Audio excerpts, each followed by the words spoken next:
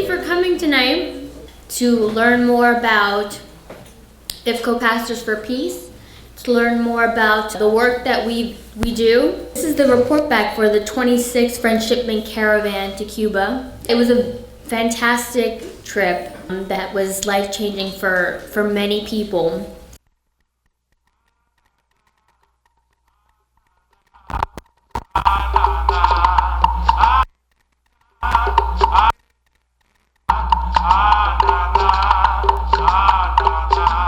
This morning marks an historic change in U.S. relations with Cuba. The Cuban flag will be raised over its and for the first time since 19.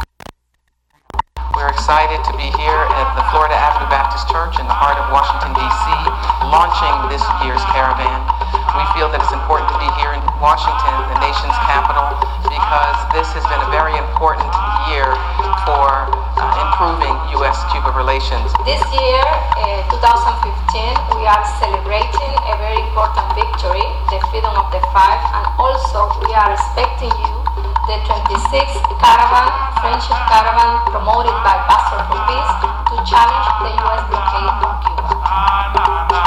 Thanks for all the material aid that you bring to Cuba. It is a very important contribution, and of course, as we always say, more important than that, it is the challenge that you do to the U.S. policy on Cuba. Those instruments help. They're trying to help people. What you're doing is preventing us from taking life to people who are suffering.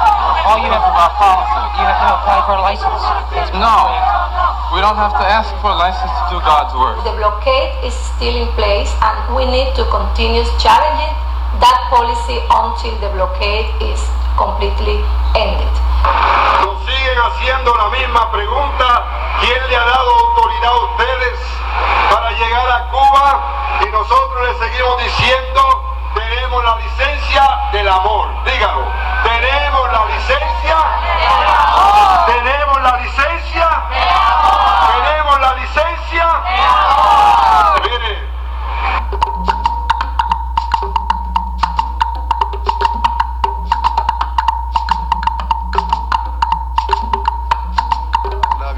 Sexta caravana de la amistad entre Cuba y Estados Unidos se realizó este sábado en la isla.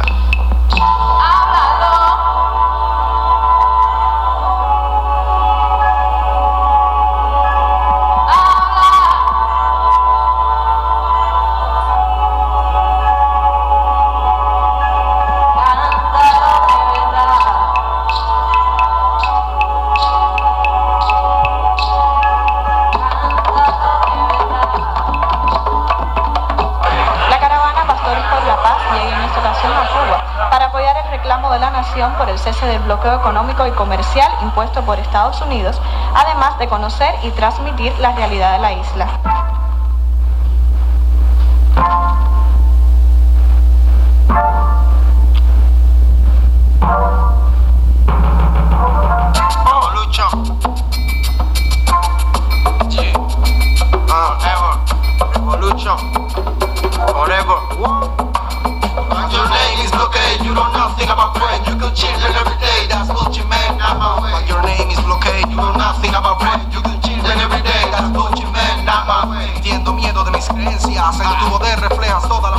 The strategic objective of the empire seguirá siendo derrotar a la revolución. Will continue to be to defeat the Cuban Revolution.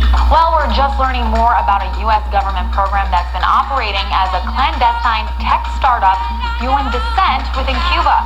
To do this, USAID used a network of shell companies under a Cayman Island bank account to keep the government's ties under wraps. Cuba did not put down any one of its principles. Todo lo contrario, los mantuvo siempre muy en alto. On the contrary, they were very much highly taken into consideration. Tras más de 50 años de larga espera, after more than 50 years of a long wait, y de resistencia, and of resistance, ante la política, una política brutal y muchas veces de extrema hostilidad. Estamos seguros que el pueblo cubano no va en ningún momento a exponer ni su proyecto ni lo que tanto ha logrado durante años de trabajo y de lucha.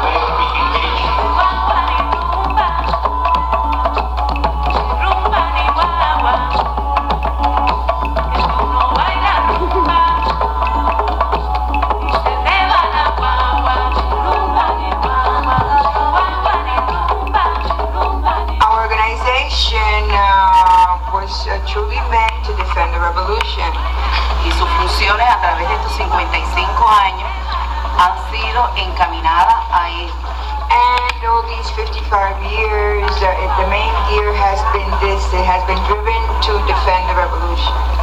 No pienso que con el cambio, el inicio de las relaciones, las aperturas de relaciones con Estados Unidos, we don't think that now because there has been an opening in diplomatic relations with the United States, la organización tenga que hacer cambios. I don't think the organization has to have changes. En definitiva, con los años que han transcurrido de revolución, after so many years of revolution, manteniendo sus funciones y consolidado en el sistema revolucionario en Cuba, we have maintained our functions, the revolutionary has been consolidated. Sus principales tareas, sin dejar la vigilancia a un lado, the principal tasks that we are carrying out están encaminadas a preservar las conquistas de la gente. So everything is still geared to preserve the attainments we have had during these years.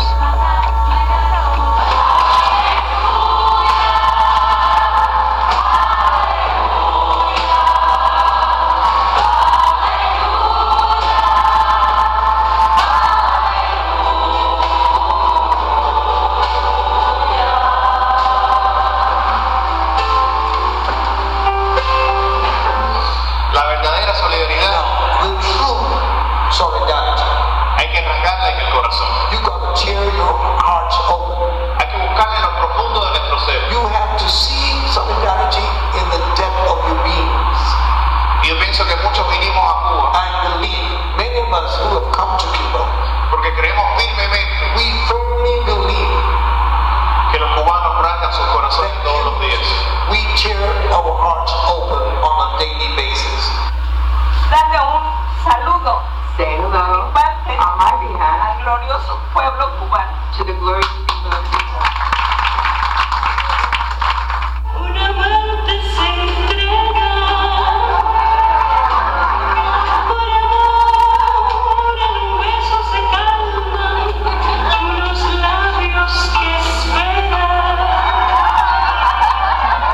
Por amor, cañero las cruces que me dio el sufrimiento. Incredible voices I've ever heard in my entire life.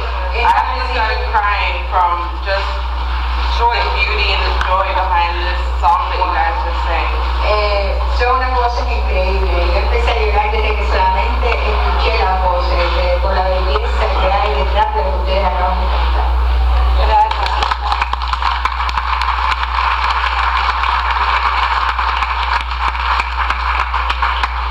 We don't have places in the United States that takes care of the old people like Cuba takes care of the people of Cuba, young and old. Nosotros en los Estados Unidos no tenemos lugares así en los Estados Unidos donde cuidan a las personas de la tercera edad, ni jóvenes ni de la tercera edad. And it's a great pleasure for all of us to have been able to come and visit with you people. Es un gran placer para nosotros poder venir y visitarlos a ustedes. Gracias. Muchas gracias. Son los sueños todavía los que tiran de la gente como un imán que nos une cada día. No se trata de molinos, no se trata de un Quijote, algo se tendrá que el alma de los hombres, una virtud que se eleva por encima de los títulos y nombres. Después de tanto tiempo y tanta tempestad, seguimos para siempre este camino largo, largo por donde tú vas. La escuela tiene una gran misión y es la formación de médicos generales graduados con todos los valores necesarios para una medicina de ciencia, de conciencia, para poder hacer más sostenible la vida en todo el mundo. Acá pretendemos que estos jóvenes provenientes de lugares apartados lleguen a sus países y puedan cumplir con el deber social.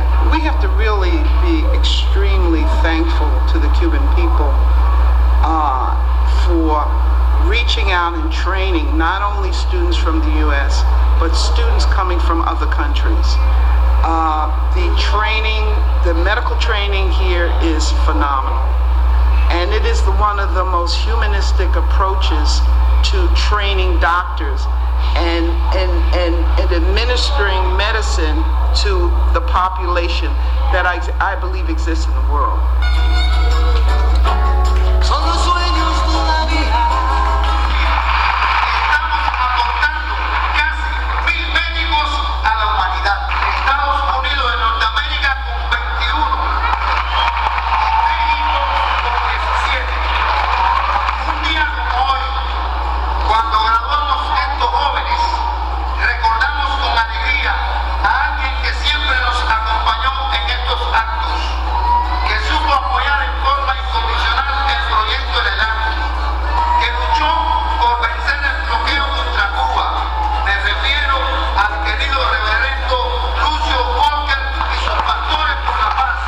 To see the graduation right before I start Elam was wonderful.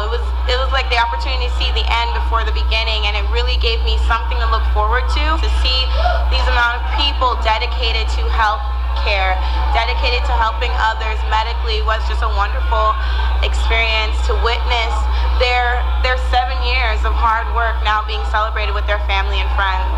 And one of the really important things that I personally have learned here, and I hope that you have all learned as well, una de las cosas más importantes que yo he aprendido aquí, espero que todos los demás han aprendido también, es que vamos y somos más que solo médicos. We're more, and we're going to be more than just doctors. We're going to be community leaders. Vamos a ser líderes en nuestras comunidades. We're going to change the world if we so please. Si deseamos, vamos a cambiar el mundo, este mundo. And we're going to make it a better place for everyone. Vamos a hacerlo mejor lugar para todo el mundo. IFCO will continue to be the organization that will continue this commitment. Y además de eso, finalmente quiero decir que IFCO va a continuar siendo la organización que va a estar detrás de este compromiso. It does not end here. No culmina aquí. And as Damien said, we will all continue to work together and try to build and strengthen this wonderful program. Y como dijo Damián, vamos a continuar trabajando juntos, vamos a construir, vamos a fortalecer este programa. And we're counting on each and every one of you graduates to be a part of that process. Y con un homenaje a la memoria del reverendo Lucius Walker, que incluyó la colocación de una ofrenda floral en la tarja dedicada a su persona, ubicada en la tribuna antiimperialista de la capital cubana. When the first caravan happened in Nicaragua, cuando surgió la primera caravana en Nicaragua, and Raúl Suárez said to Lucius, you need to come to Cuba. Y Raúl Suárez le dijo a Lucius, necesitas venir a Cuba. And he made that commitment. Él se comprometió. It was for the long haul. Era para una lucha larga. Now is the time, Lucius, to remember. Este es el momento para recordar a Lucius. We must continue to press on. Y recordar que debemos seguir adelante. It's time for us to take that blockade that is so close to the brink and push it over the edge. And we can do that. We can do that. We have the power to do that.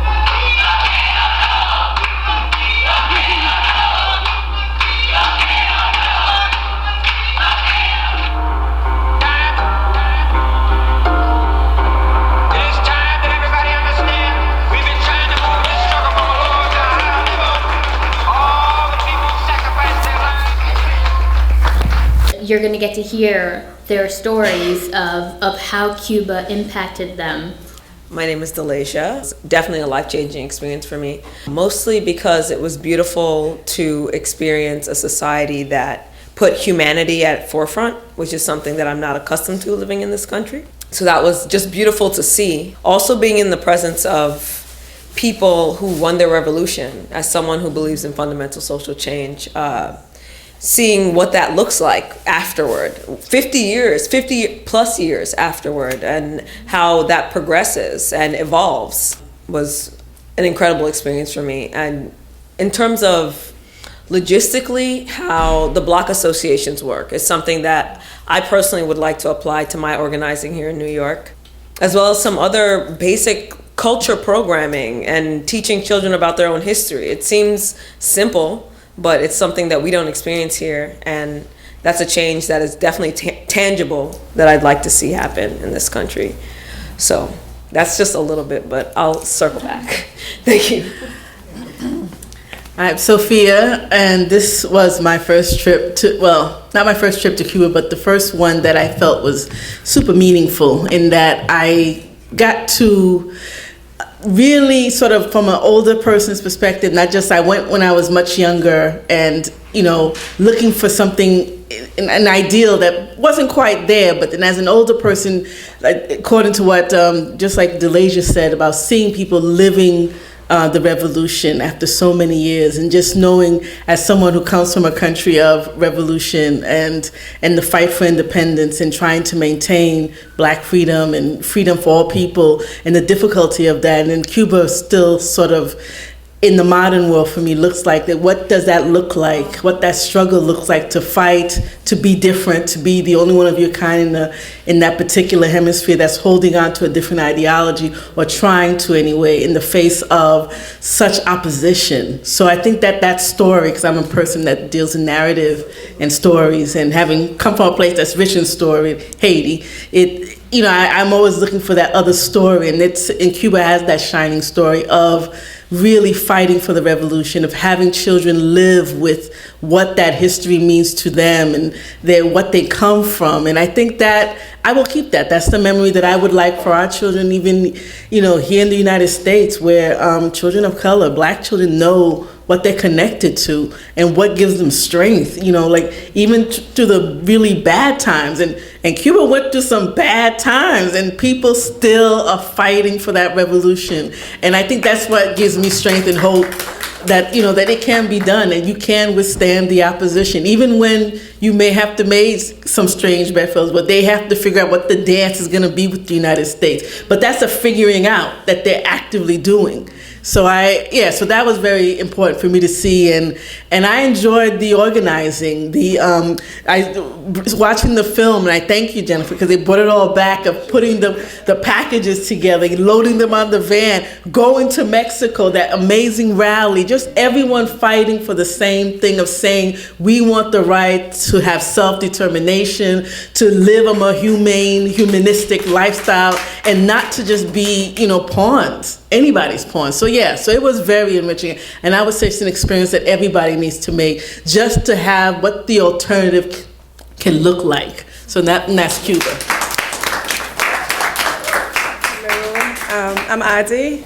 Did not expect to be speaking today, so I'm kind of unprepared. And I've heard so many stories about Cuba from Ninaj, and I volunteer in her organization, and we talk a lot, and on so many occasions, she just kind of would break out in conversation about Cuba, and she's been so many times that it sounded kind of like something that I would want to be a part of, but at the same time, for this trip, she talked about how rough it would be. We're going to be roughing it, so you better get your boots on and get some some bug spray. And so I was not prepared at all on, and I finally decided, okay, I kind of want to go on this trip very last minute. Actually, the week you guys were leaving, I remember sending and you guys were filled up with space. And I sent an email to Anna Maria. She was like, nope, sorry, we're done, we're filled up.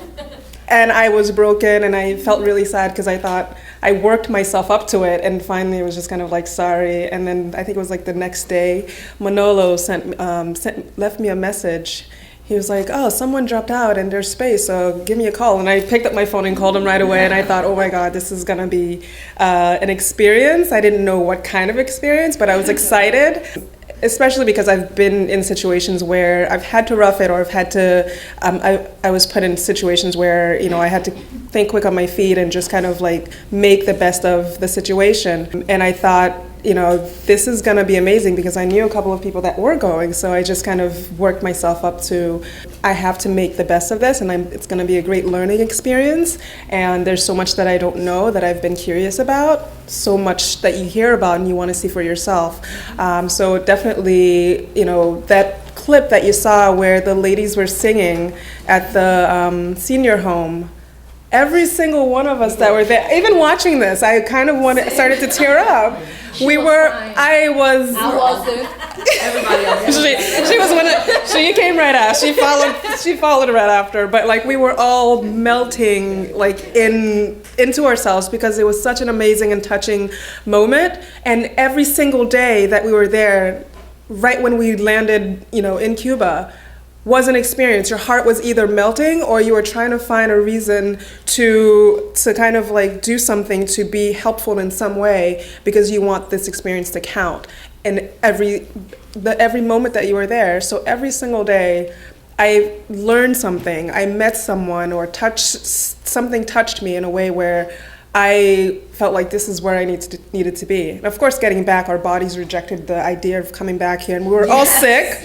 But but it was the price to pay for that experience in itself. And 100%, if you have not gone on this trip, I definitely recommend going. And I'm still thinking, how am I going to come up with the money to go next year? So I had an amazing time, and I'm very thankful to Gail and Anna Maria, Manolo, and Ninaj, and everyone who just kind of like, come and let's experience this. And it was amazing in every way. So thank you. Hi, I'm Agatina. I kind of have a confession. When we was at the airport, I was wondering, actually was expecting that the U.S. government was like, go back to Cuba, we can't come back to USA. And I was thinking that would be the perfect opportunity to just call my job and say, I quit because I'm stuck in Cuba. But it didn't happen. Well, what I have to say, well, thank you guys. Thank you, IFCO. I met some wonderful people in Mexico. I met some wonderful people in the trip. And I met some wonderful people in Cuba, especially Vladimir.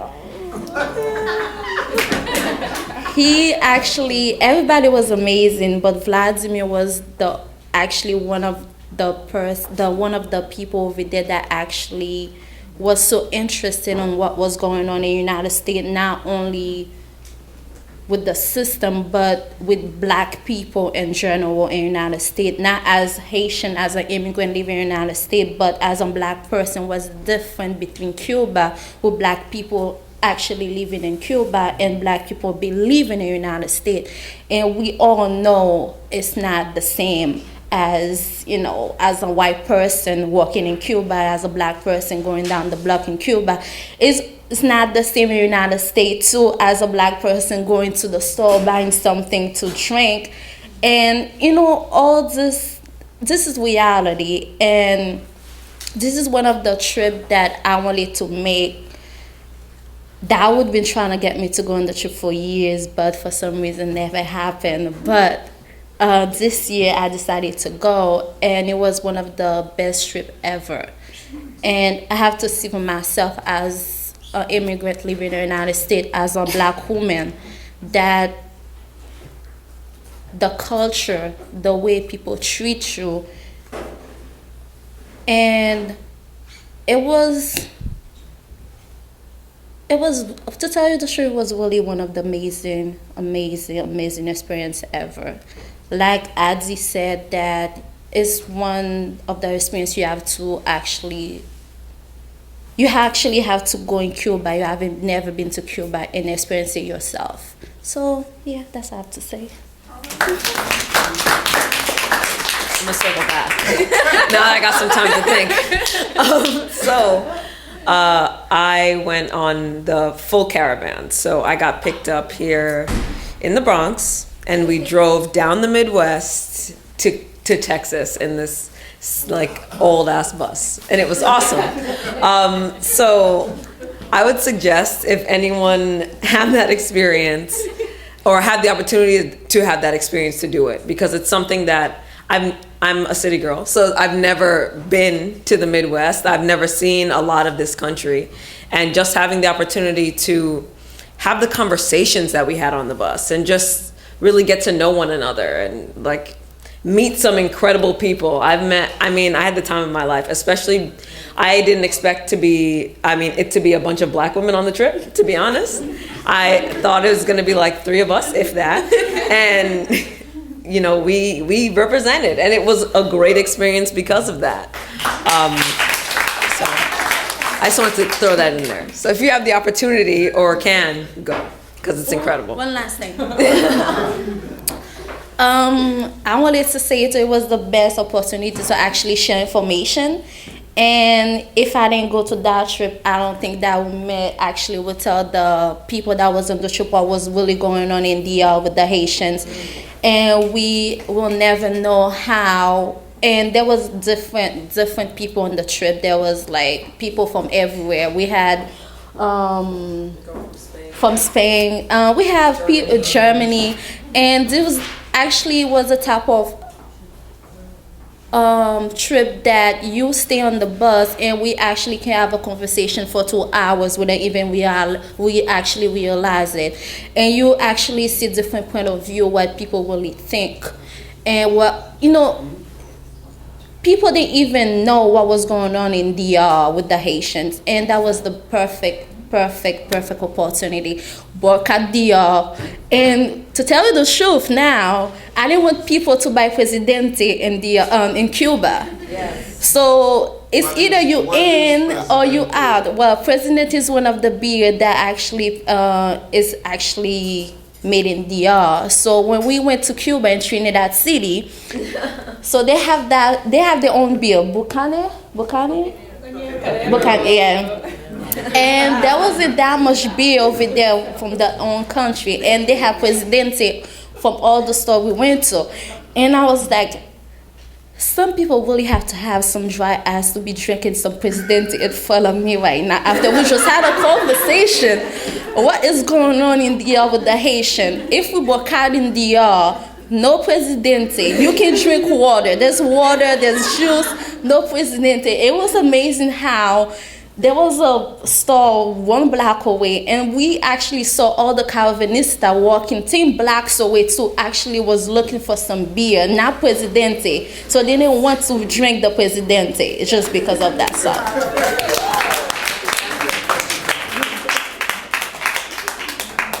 We loved our beers, obviously. But to piggyback on what Agatsini was saying, it really was projection. To piggyback on what she was saying, the diversity on the caravan was, something that you would not expect. Never mind, people who've been going for so many years. This is the 26th. So I think Gail and Anna Maria and Ninaj were pleasantly surprised to see younger people there. Not just a couple of us, but a whole hand. I was like, what are they? When a whole flock of us. Once we got to, I think it was Texas, I didn't even know how to react because it was just the two of us at first, and we were just kind of like sticking together. We see people coming in, and we're like, are they a part of this group? And we had to warm up to them because we didn't expect it. And who picked me up from the airport? I think it was Bill. And I get on this bus so he can take me to McAllen, where that's where we're having our orientation. And I'm on this bus, and there's some pickles or something in the jar on the floor of the bus. And I'm thinking, what did I get myself into? What is going on? This is gonna be really trippy. But just getting there, and when people start coming in, you see the array amount of people coming in, young to old, to just kind of from a different country and not really expecting it. It definitely was one of the highlights, just to have so many different people from so many different places. Never mind just age range, but just the level of just the differences in personalities and characters that came in. So that was definitely something that not tests, but just kind of when you're grouped in with a bunch of different people with so many different views and characters, it really kind of helps you learn a lot about yourself. Never mind about people, but it really helps you kind of learn a lot of little things that you didn't know about who you are. But an experience like that really kind of does it. So. Yeah, and I would say that different people from across the United States was important too. It's you had different people from one section of the U.S., which as a New Yorker, even though everyone is here, you don't really think about that the stretch of the United States and the fact that all these different people from the Midwest to, the West coming down to meet up in McAllen, Texas. So that was an interesting part, just to see other people from different parts of the world who have not relocated to New York and become New Yorkers, but who live where they live and that's where they're from, and they're on the trip with you. So that was very exciting. I would say going to the medical school. I would say going to the CDC. I mean, going to the celebrate where the people do the CDR, like going to those communities and just seeing other students. We went to see young people who are doing the art, cultural stuff, the cultural learning, the dancing, the singing, whatever it is that they're into. So all that, like what the young people are doing, even just to have them go along the Malecon, just to see all the young people at night hanging out and what they do and how they function. What is it that they do, in terms of keeping up with, trying to get the little internet that they can, and just being there, and what are their frustrations as young people, because I think there were some in terms of wanting the things that they have over there, having the full access. They have some things to access to, but not all of it. So I think there was a lot that they can get from that, just having to see their counterparts. And then also, as I said, the thing about where they get to see young people who have a different historical perspective about what it looks like to be in your own country, what it means to know your history, what it means to sort of feel like you're in a fight and you have a responsibility. I would say going to the medical school. I would say going to the CDC. I mean, going to the celebrate where the people do the community CDR. Sorry, CDC. Sorry, the CDR, like going to those communities and just seeing other students. We went to see young people who are doing the art, cultural stuff, the cultural learning, the dancing, the singing, whatever it is that they're into. So all that, what the young people are doing, they were people who, just seeing the way that, even just to have them go along the Malecon, just to see all the young people at night hanging out and what they do and how they function. What is it that they do, in terms of keeping up with, trying to get the little internet that they can, and, just being there, and what are their frustrations as young people, because I think there were some in terms of wanting the things that they have over there, having the full access. They have some things to access to, but not all of it. So I think there was a lot that they can get from that, just having to see their counterparts. And then also, as I said, the thing about where they get to see young people who have a different historical perspective about what it looks like to be in your own country, what it means to know your history, what it means to sort of feel like you're in a fight and you have a responsibility.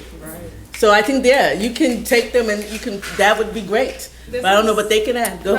This is definitely a trip for young people to go into, because you learn so much. Every day is literally a learning experience. The youngest person we had, Constance, was 18. She just went off to college. Amanda. She was 4. She wasn't in high school yet. She's 15. Brenda. She's 15 from Spain, and Constance, she's from Haiti originally, and this was probably the first big trip she's taken since she left Haiti. And she came in really just kind of like, I don't know what I'm doing here. But the second day, but once she met the younger people, and she thought, okay, maybe this won't be so bad, because they will come in with the high school mentality, thinking, oh, what did I sign up for, and what is this? But she caravan literally went through the States with people in their 70s and 80s the whole time. So she was not, prepared for what was going to happen. But meeting her, and then that first day, and it was just kind of like Judy attitude-y. She just wasn't sure what she signed up for. The next day, we're filling up this truck, and she's front and center, grabbing things and just kind of really hands-on. So it definitely is kind of a learning experience for people that age, and they come in not knowing what to expect and leave just kind of feeling like, what next? What can I help with next? So I, hands down, if you can bring them down, that would be an amazing experience for them. What I learned most about it was that everyone, as we discussed, had a role in their community and took responsibility in making sure things were happening as they should be. And if they weren't, we're going to speak to XYZ or our our party member to make sure things happen, and they actually did, which doesn't happen here, you know? Well, I wanted to just give you a quick update on what's been happening with the IRS. As Anna Maria mentioned, we have been engaged in a battle with the IRS for several years now, and I think it's important to acknowledge that the reason being because of the work that we do, the principled and progressive stance that we've taken on a number of issues. As Anna Maria mentioned, when we had friends who were interested in supporting the taking of humanitarian aid to the people of Gaza through a project called Viva Palestina, we offered to provide our fiscal sponsorship. We felt that the delivery of humanitarian aid, of medicines, of ambulances to the beleaguered people of Gaza was very much in sync with our ministry, with our mission, and with who we are as an organization. So we didn't shy away from that, and we continue to be proud of the stance that we took at that time. Subsequent to that, we learned that there were two members of Congress, a woman who, by the name of Susan Myrick, former representative from North Carolina, and Brad Sherman, a Democrat from California, who had gotten in contact with the IRS commissioner and was suggesting that because we had provided fiscal sponsorship for Viva Palestina, that we had supported terrorism. It was a crazy leap, very crazy, but the claim was that by supporting Viva, we were supporting Hamas, and by supporting Hamas, we were supporting terrorism. That triggered an audit that we've been engaged in since 19, sorry, it feels like it's 19, since 2011. The lawyer that we have, one of the lawyers likes to refer to what we have undergone as a full coloscopy. I can't even say the word. It's not pleasant. But the IRS had camped out in our offices and really went through our books, through them quite thoroughly. And the issue essentially went dormant for quite a while, for several years, while it kind of worked its way through the appeals process. We had a great attorney by the name of Marty Stoller. Some of you know Marty. He's been one of the progressive giants in the legal world, helping people like ourselves for many, many years. He wrote a great appeal, really challenging the IRS's claims about not only our support of Viva, but also the work that we do in Cuba through the annual Friend Shipment caravans.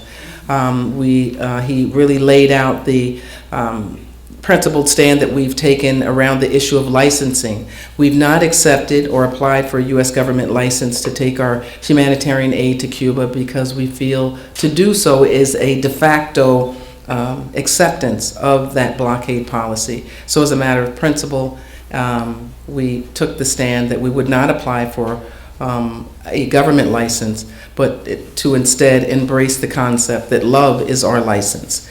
And so we've been, it's all right, we can applaud that. Love is our license. And it's not just IFCO that states that. I think all of us who do solidarity work with Cuba can make that claim. And so we have been engaged in this appeals process for quite some time. We fast forward to just earlier this month when we received word back from the appeals division stating that they were going to agree with the original recommendation that our 501c3 tax exempt status be revoked.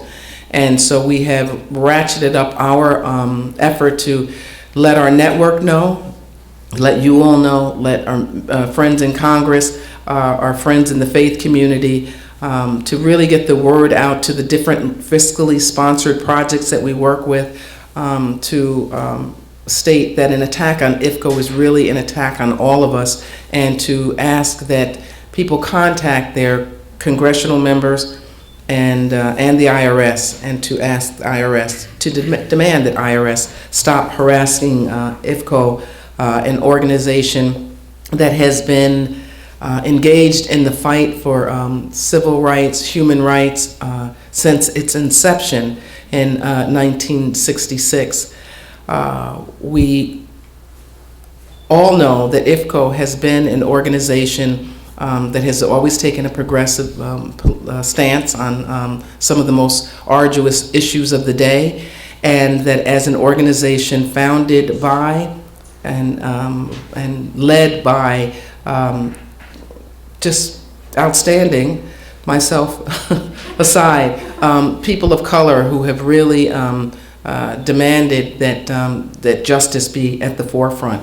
That's who we are, that's what we represent, and that we won't go down, as Anna Maria said, without a fight. So we're engaged in that at this moment. And what we're asking people to do is to go to our website, and that is ifconews.org, IFCONEWS.org, and you can find a petition, and we're asking people to sign on to the petition that will trigger a letter to the IRS commissioner, to several members of Congress, demanding that this attack on IFCO be stopped. We're asking people to be in touch with their own representatives, their own congressional representatives, to talk about the relationship you've had with IFCO, and to ask that these representatives contact the IRS commissioner and demand again that this attack on the organization end. We are continuing to communicate with our faith-based partners, to be in touch with congressional offices. We're hoping to have the support of Charlie Rangel's staff. We're working with them. The reason we single him out is because he's the congressional rep for the address where IFCO resides. And he's been someone who has been supportive of the caravans in the past, and is familiar with IFCO's work. So it's always, important for us to take time out to not only to celebrate the work that we do, but also to talk about the fact that by virtue of our tenacity, our intent to continue to do this work, and to do it in a strong and principled way, that we can run into the buzzsaw of those elements that don't want to see us succeed. And in this case, it's the IRS. The focus now is ironically on our Cuba work. So in these last few months, the IRS seems to be perhaps slowing down on its attack on us because of the Viva Palestina support, and really speaking to the fact that we have been organizing caravans of aid to Cuba without a license. Our reply to that is that twofold. One is that this is really not the jurisdiction of the IRS, it's Treasury, and the Treasury has never punished us for this work. And secondly, that it is the height of hypocrisy for the U.S. government to be coming after us at this time when the Obama administration is really working toward improving relations. There's been the exchange of embassies. Cuba's been taken off the terrorist list. There's the vote coming up at the United Nations, the annual vote in front of the General Assembly that'll be happening next week. And it's going to be curious to see whether the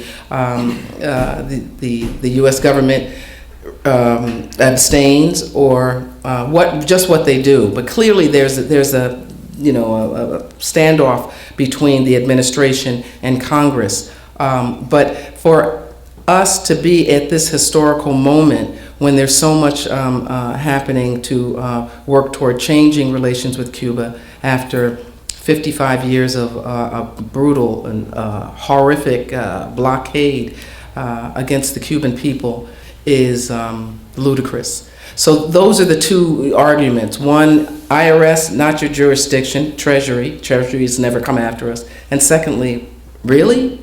Now that this is that we're we're at the forefront of, you know, at the dawn of a new relationship with Cuba. So that's where we stand. So I thank you for just giving me the chance to give you this update. Please check our website. Be sure in the back to please sign on to the sign-up sheet so that we can be sure to be in touch with you just as things develop and change around this, and to keep in touch. Those students who successfully take advantage of medical education in Cuba, one of the most advanced, if not the most advanced system of medical education in the world, and they come back in the United States to a Neanderthal, extremely hierarchical, exploitative medical profession. They have to try and find their way into the profession here. It's not automatic because they have that Cuban medical degree that they simply walk into a residency or internship in the United States. In Cuba, the whole process of medical education is inclusive. If you want to be a doctor, they will do everything possible to make sure that you're successful. And that's why they have one of the highest doctor-to-population rates in the world. In the United States, the medical profession does everything possible to limit access to the medical profession. So when our students come back, they're coming back from a system that is inclusive into a system that is exclusive. And they spent 6 or 7 years living in close proximity in a nurturing society, and they come back and go to their several cities and states all over the United States, and that atmosphere is not there.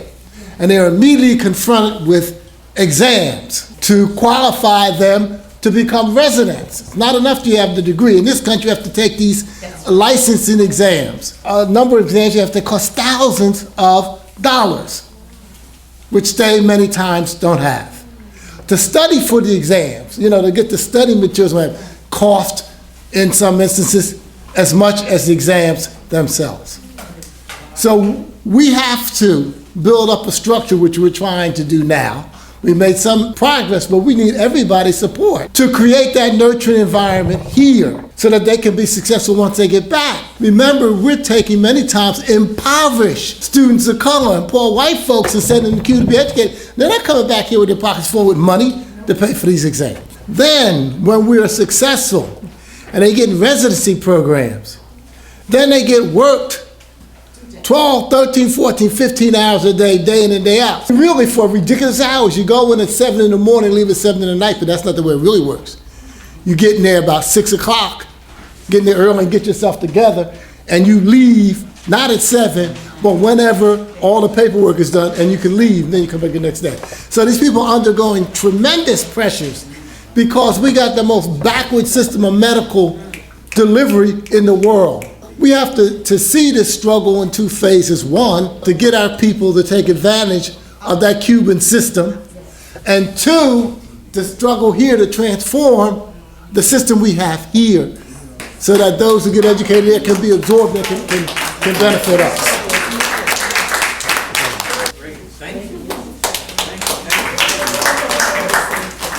So really tonight was just an opportunity for people to hear from this particular group of Caravannistas. Many of you have been supportive of this project and this program for many, many years. We were excited. There were 50 Caravannistas from across the country, different countries, as was already mentioned. But it's an important program. It's important that this work continue for the reasons we've been saying throughout the night. The blockade is still in existence, and there's still an incredible misinformation campaign about the real Cuba. And the best way to see it and experience it is to be there. And as I was saying earlier to Jason, not as that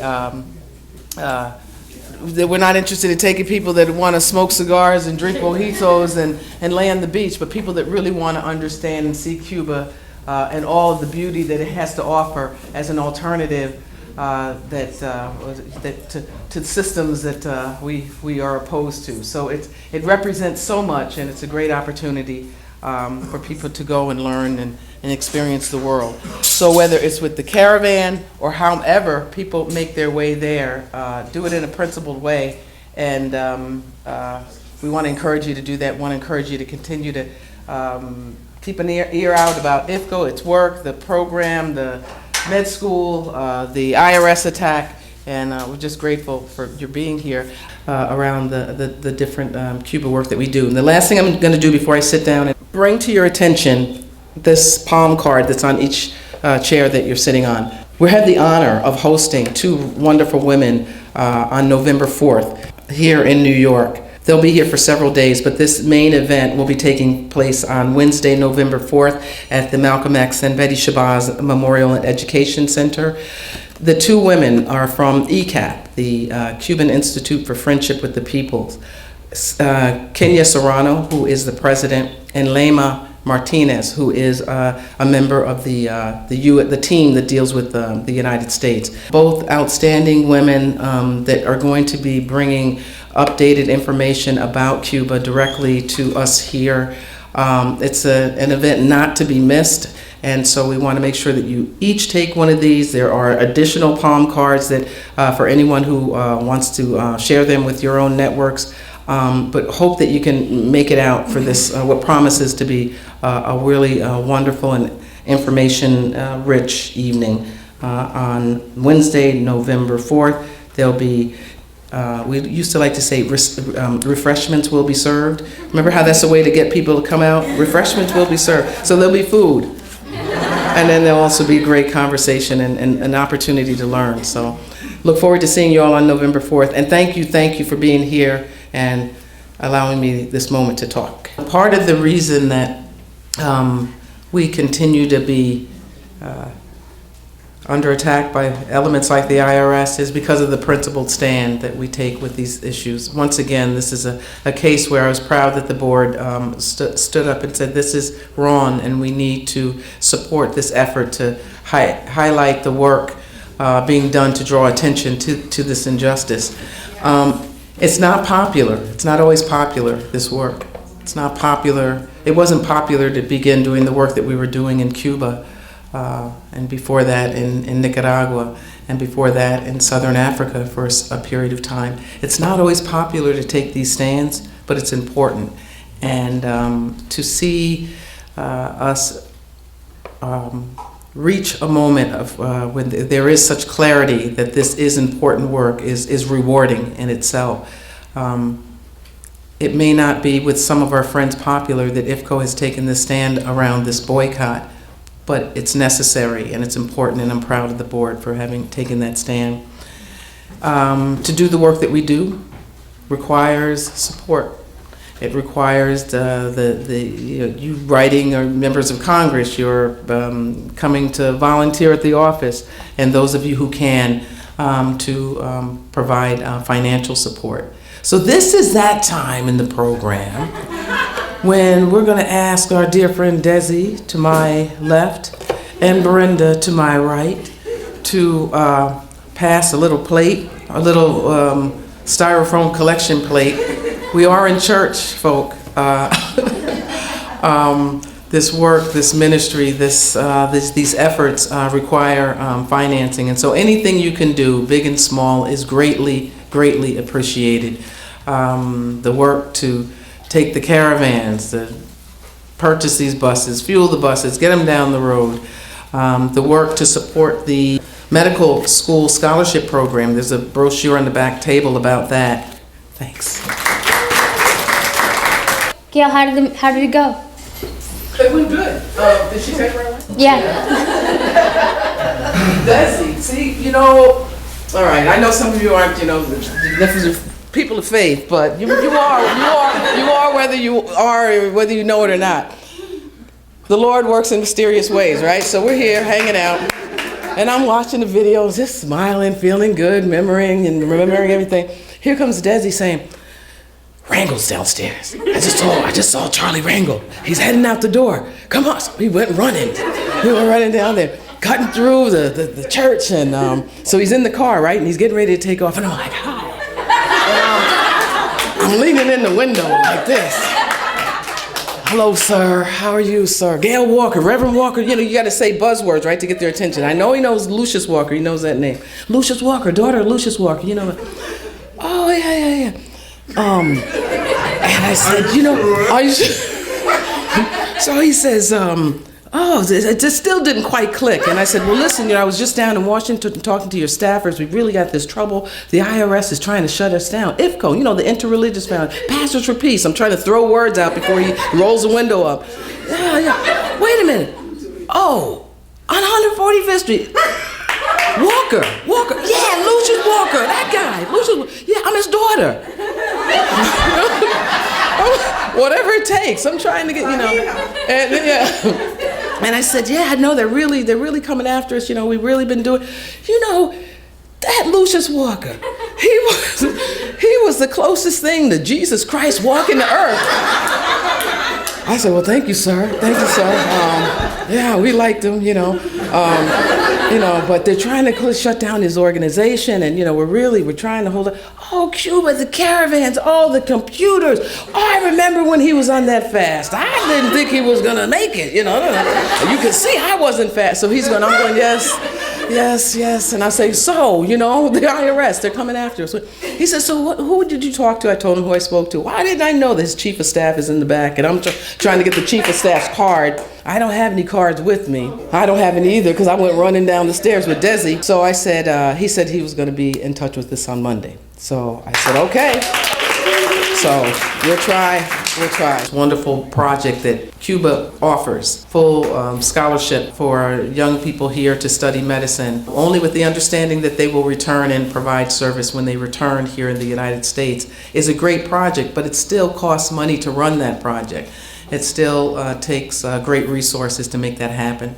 So there's a lot of different elements to what we do out of love and solidarity, but that require good old-fashioned money. So we appreciate anything you can do. Lots of people have been touched by the caravan. Many people, they went on their first caravan many years ago and are still coming back to IFCO and staying connected, and that is so important because the work has to continue. So it can't just be a one-time trip to Cuba and then you come home and, you know, you go about your business. When you come back, what Cuba always asks us to do is keep talking about Cuba, because this is a battle of ideas right now that we're up against. So we have to educate people here in the U.S. about the reality of Cuba and not allow the myth of this demonizing the Castros or Cuba, because that's not the case and we've seen it ourselves. So it's really important that we all come back and spread the word.